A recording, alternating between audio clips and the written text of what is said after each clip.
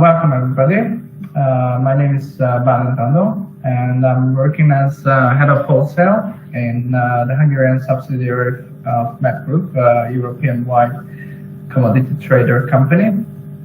And today I would like to tell you a few words about what a natural gas wholesaler or wholesale trader does. My presentation would consist of these four aspects of our work, and I would like to start with a brief framework of what gas wholesale trade means in the European markets. And due to limited time frame we have in this presentation, I won't mention or won't touch every aspect that will be on the slides. The slides will offer much more content than I will talk about. So this will be very brief, basically. So what gas wholesale means in the European markets? We mostly trade with other trading companies and these trading companies' international portfolios. And what is very important that a large proportion of our deals are unique, and we always have something that is different from our last deal. And we have partners and their portfolios come to us with their specific needs, and there are always different parallel answers and products with which we can give answers to their needs and demands. And this activity we carry out in a very dynamically and constantly changing environment. And what is especially specific in this presentation is that the regulatory environment of gas wholesale trade is quite decisive, and it affects our work and life day by day. When I talk about gas wholesale trade, I mentioned that it's not only that companies trade with each other, but rather international portfolios trade with each other. And what do I mean when I say gas wholesale portfolio? So obviously we need some kind of physical natural gas sale and purchase contracts. So we have contracts in which we sell natural gas and other contracts in which we purchase natural gas. But this is just the very basics. And what is also essential is some kind of flexibility. We can obtain this flexibility through flexibly denominatable GSB contract. We can get this flexibility by taking physical positions. We can get this flexibility by taking storage positions. So there are different ways of obtaining flexibility. We need capacities. Obviously, if we want to move gas physically, we want to do some logistics between different entry exit zones. We need primary capacities. We need financial hedging positions. On the one hand, because we want to we want to manage risk, so managing risks we can do by taking hedging positions and hedging our physical positions, and also we can do some financial deals through these hedging deals, and this way we can make extra profit beyond what is reachable in the physical deals.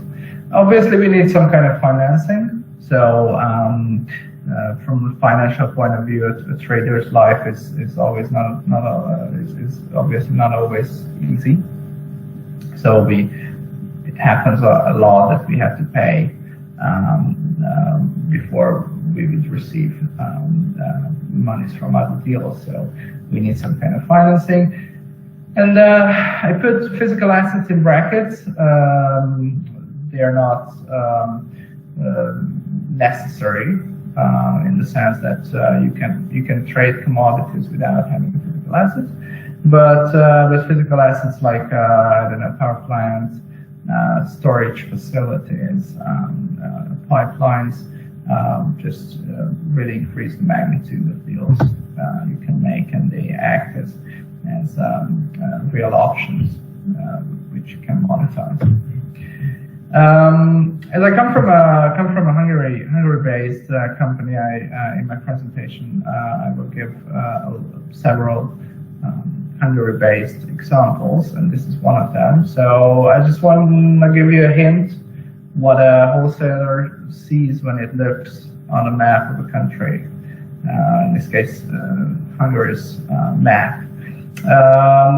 By the arrows on the map, you can see cross-border points through which Hungary is connected to neighboring countries with natural gas physical pipelines. The different arrows mean different flows. So if you see opposite arrows, it means that we can import gas from this particular country, and we can export gas to this particular country as well. If you see only one arrow, it's me, for example, towards Austria, it means that we can only import from Austria natural gas. You see two blue boxes, GT and MMEF. This means storage facilities. You see a blue dot with the abbreviation MGP, which means the Hungarian virtual point, where we can trade gas on a title transfer basis. You see a blue dot with the abbreviation CCEX, which is the Hungarian natural gas exchange, where we can make spot deals in an organized way. You see a blue dot in Austria with the abbreviation VTP, which means virtual transfer point. It's the closest, let's say, liquid hub closest to Hungary, which means that liquid hubs are an important point of source in terms of natural gas wholesale. So VTP Austria means the closest and most liquid source point in case of Hungary. And in the left top corner, you see another blue dot with the abbreviation TTF, which means title transfer facility, and this is the Dutch hub, which is the most liquid in Europe, and therefore acts as a significant price index benchmark for most of Europe, but Hungary as well. So a lot of deals, although the TTF and the Dutch hub is quite far physically from Hungary, there are a lot of TTF indexed natural gas deals in Hungary. Okay, now just give you a few hints, words about what wholesale products we deal with. This slide gives you a sense about what are the main business parameters we consider when we talk about a natural gas sale or purchase deal. I would start from the pricing part, and from the bottom, molecule pricing, which means the actual natural gas molecule that is traded within the deal. And with the 5 bullet points, you can see the most important parameters we consider when pricing the molecule in natural gas wholesale deal. So we can do fixed price deals, we can do index price deals. The index can be, well, basically anything, but in case of Hungary, it's most importantly VTP or TTF, as I already mentioned. And if it's a longer term deal, let's say a gas year deal, we can do a lot of optionality over the time of the deal, which means that we can switch between indexes. We can fix the price if it was indexed. We can defix the price to an index price if it was fixed previously. So we can. It's all about optionality and optimization. Somehow we need to, if we go to the right top part of this pie chart thing, we somehow need to price the system usage. So most probably the gas that you trade, for example, in Hungary, isn't coming from Hungary, because 85–90% of the country's gas consumption comes from import sources. So most probably it comes from abroad, and you need somehow to price the system usage costs of delivering the gas in Hungary, so cross-border capacity prices and so on. And well, this is the most important thing to understand in this is that capacities can be booked primarily, and these primary bookings are almost always regulated. So you pay a price set by the regulator to the transmission system operators, but these capacities you can trade them on the secondary market. And if you trade a capacity on the secondary market, then its price is not regulated. So you can set basically any price you would like for your capacity on the secondary market. Obviously, what you can trade, the price at which you can trade the capacity will be determined by the demand, the supply-demand equation. And so within the deal, when you price the system usage costs, but you basically price the actual value of the capacity, but the regulated tariffs often act as a benchmark. And the value of flexibility, if it's a flexible deal, your partner can nominate.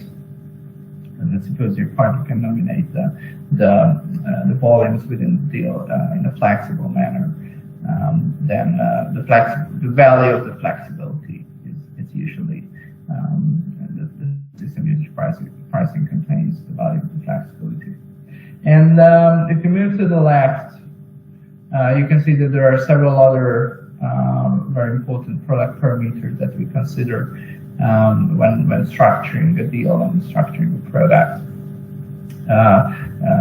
There are several ways you can set the volume part of the deal. It can be with a profile, it can be flat. You can set different levels of flexibility. You can switch between delivery points. Let's say that the deal primarily is set on the Hungarian virtual point, but your partner can switch the delivery to the Austrian BTP point. It can be a very valuable option. It is also important when you have to nominate tomorrow's volumetric offtake, when you have to nominate the next week's offtake, the next month's offtake. So these things also count.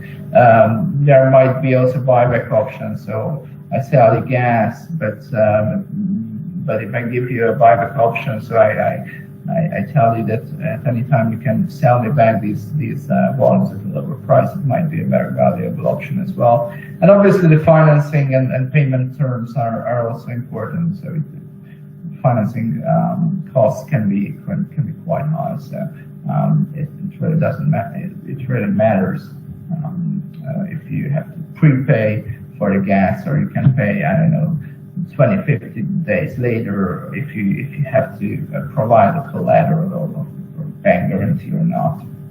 So by this slide, I wanted to give you a sense about how complex an actual gas wholesale deal can be. And I already mentioned that to partner needs, we can give alternative solutions and answers. And this slide tries to briefly summarize this, and I will try to do it with an example. And this example you can see in the blue box in the middle. Let's say that we're now in February 2019, and I can already see, or at the moment I see, that in a particular entry exit system, let's say it's Hungary, my portfolio is short for the coming December. So I have more gas sold for December 2019 than I have already purchased. So I basically need extra volume. And potential answers to this particular problem or situation, I listed four different answers in the gray boxes. Let's start from the top and move clockwise. So I can go to the market and I can call different wholesale partners of ours, and I can purchase physical natural gas volume for December in Hungary, or I can purchase a call option by which I can basically throw down volumes for December, or I can purchase a flexibility. I don't purchase a flat volume. I purchase a flexibility service. So let's say I can nominate between 0 and my short position for December. So this way I purchase volume either flat or flexible way for December in Hungary. If we move clockwise on the right, you can see another option or another potential answer, which means that I purchase some kind of swap service from a wholesale partner. So let's say that, okay, we said that for December I'm short, but let's suppose for March 2019 I'm long. So I have more gas in March purchased than I have already sold. Which means that if I find somebody who is willing to take volume from me in March and deliver it back to me in December, all in Hungary, and we find a mutually beneficial swap fee for this, then I'm good. And an alternative is a location swap. So let's say that in December 2019, I'm short in Hungary, but I'm long in Austria. So I have more gas than I need in Austria.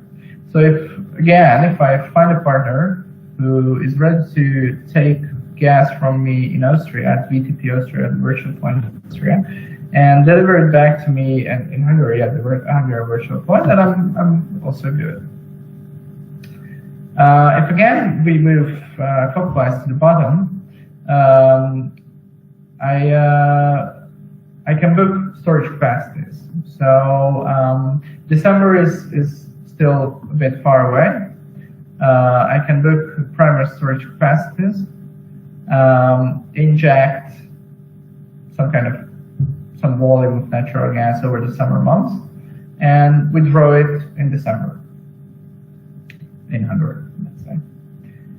And if again we move clockwise, I can also book transmission capacities primarily, or buy transmission capacities on the secondary market.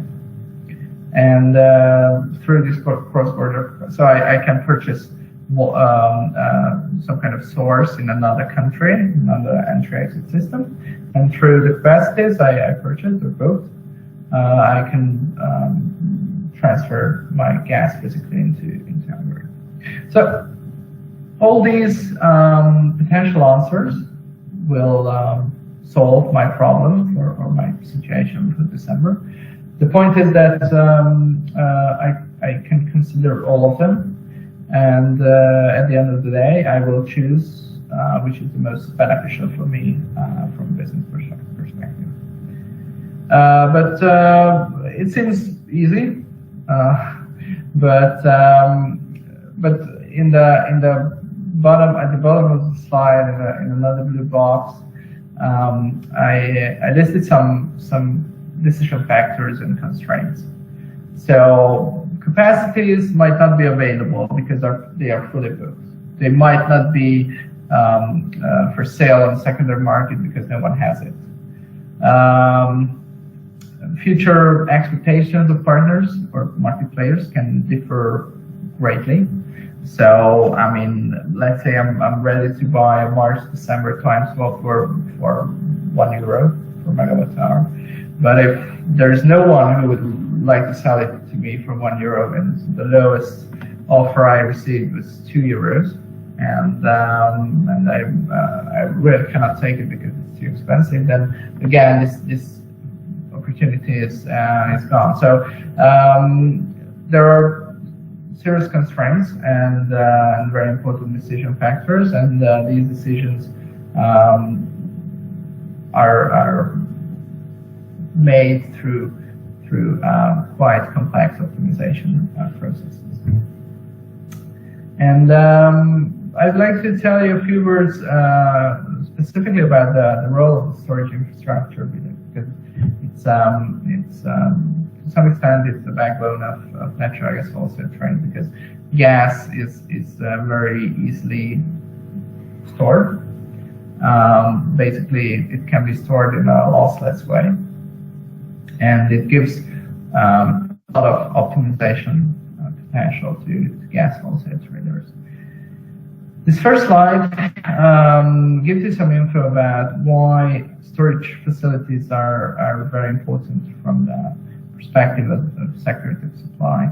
The chart on the left tells you about that consumption and demand in the natural gas industry is quite seasonal. Obviously, demand is much higher in the winter months than it is in the summer months.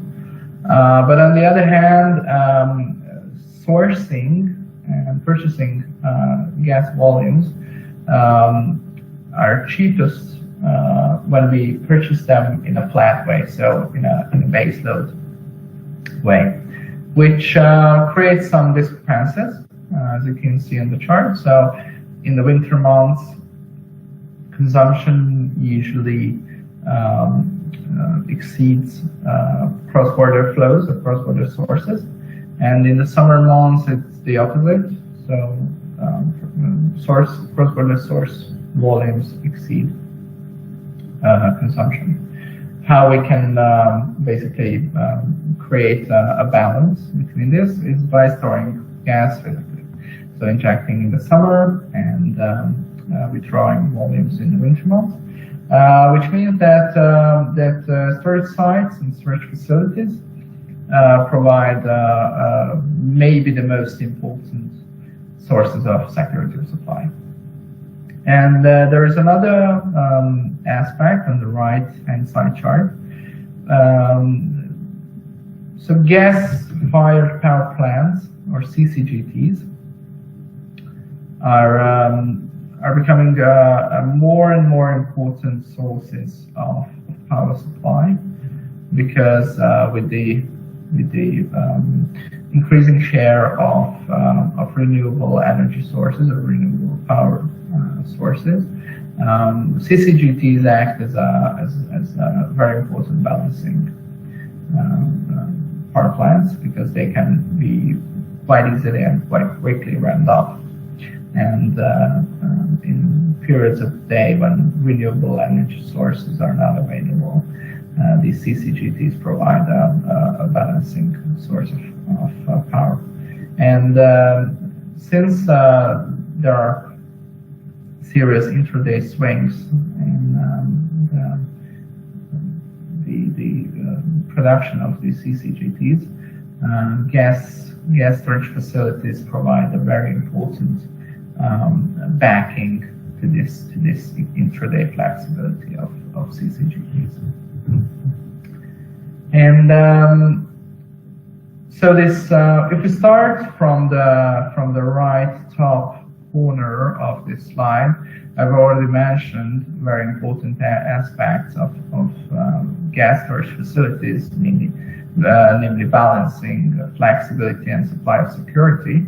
But there are obviously financial aspects and financial advantages of storage facilities as well. And in this slide, I would like, and the next one as well, I would like to concentrate on extrinsic values, which means that there are usually positive spreads between summer and winter prices on liquid hubs of Europe, which means that winter prices are usually higher than summer prices. It's not always like this, but usually it is. And therefore, if we inject in the summer months and we withdraw these volumes in the winter months and we hedge these, and the cost of storing the gas is lower than this summer-winter spread, then we gain some kind of money on this. The storing gas and the flexibility the storage facility offers you also enables you to wait for the best opportunity to purchase volumes and to sell volumes, because the gas and the mobile working gas capacity is there. You can inject into the storage facility, well, basically whenever you want over the summer months, and you can withdraw them, withdraw from the facilities over the winter months, and you can basically wait for the best opportunity to inject and withdraw financially. It also gives you a capacity optimization potential and opportunity, so you can optimize your transportation capacities by having a storage backup as well. And well, you can also react quickly to a change of location spreads, which means if let's say a neighboring country, price levels go up quickly, and you can transport natural gas physically to this country by having stored volume and quickly withdrawing it, you can monetize this opportunity of transporting gas and supporting demand from this in this neighboring country quite quickly. Which means that countries or entry-exit systems with abundant physical storage capacities have a potential to become a swing buyer and swing seller country within a region, which means that whenever it is possible to purchase volumes at low prices or attractive price levels, these countries can attract volumes physically and store them in their gas facilities. And when prices go up or there's some kind of attractive sales opportunity within the region, these countries can just, well, the gas can just be withdrawn from these storage facilities, and the country can serve as a swing seller, a quick reactor for the regional price movements. And on the left-hand side of the slide, you can see a chart which means which shows EU countries and level of available working gas capacity in these countries. These are the gray dots in billion cubic meters. And also you can see we show with these light blue columns the percentage of the working gas capacity available in the particular country compared to the yearly consumption. And you can see there are quite high proportions, especially in the region, Austria, Slovakia, Hungary, Czech Republic. These countries we call long in storage or working gas capacities, because these countries have basically much more working gas capacities than what is necessarily needed based on their consumption. So these are the countries which can serve as a swing buyer, swing seller countries in Europe when it comes to storage facilities.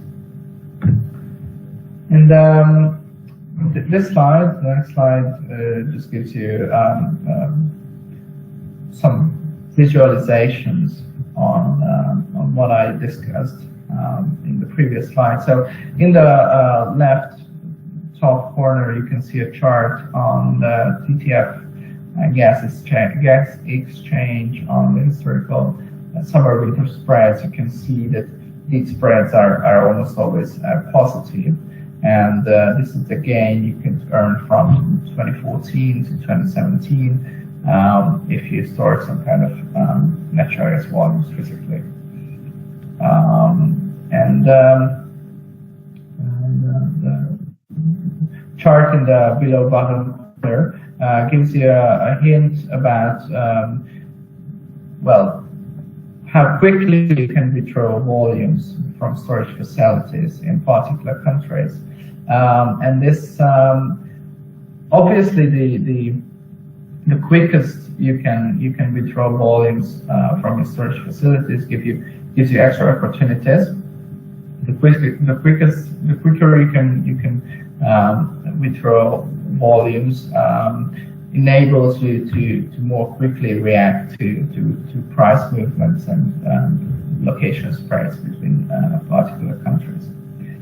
And the chart in the top right corner or on the right side of the slide gives you a hint or some kind of visualization about how you can manage your storage positions on a daily basis. So if the orange line shows you day ahead price movements, and the blue line shows you BOM or balance of the month quotations.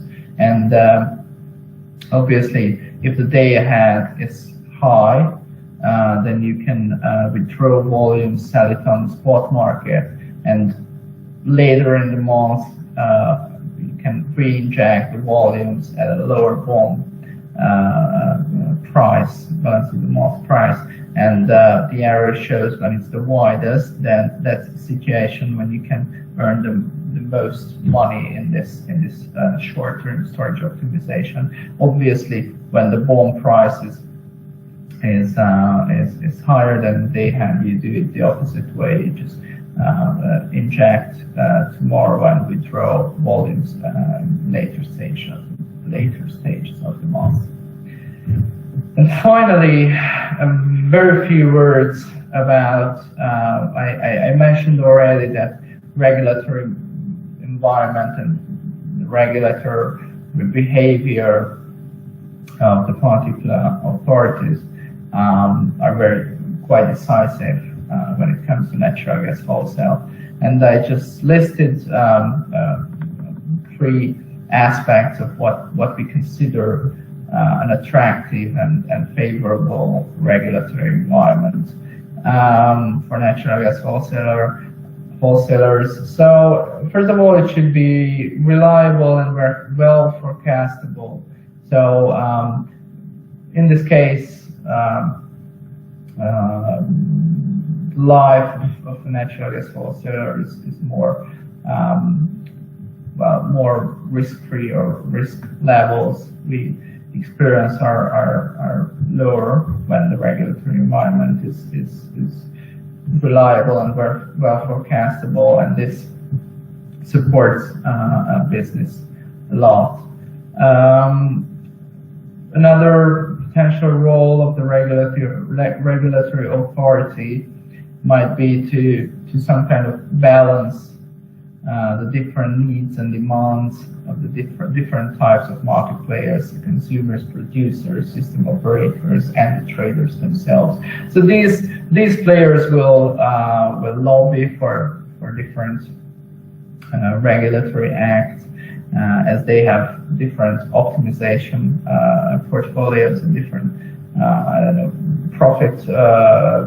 profit factors, and a good regulatory agency just finds the good balance between these market players. And the regulator can also serve as some kind of communication mediator between these market players. So it might happen that these players could find a good common ground, but they just don't have the necessary platform or the adequate way of communication between themselves. And if the regulator can serve as some kind of mediator between them, can organize platforms where these marketplaces can meet and communicate, this is a great help to find close to optimal market outcomes as well. And well, this was it. Thank you very much for your attention. I hope you enjoyed the presentation, and I hope it was helpful. In case you have any kind of questions or comments, please don't hesitate to contact me. My email address you can find in this last slide. And so thank you again, and goodbye.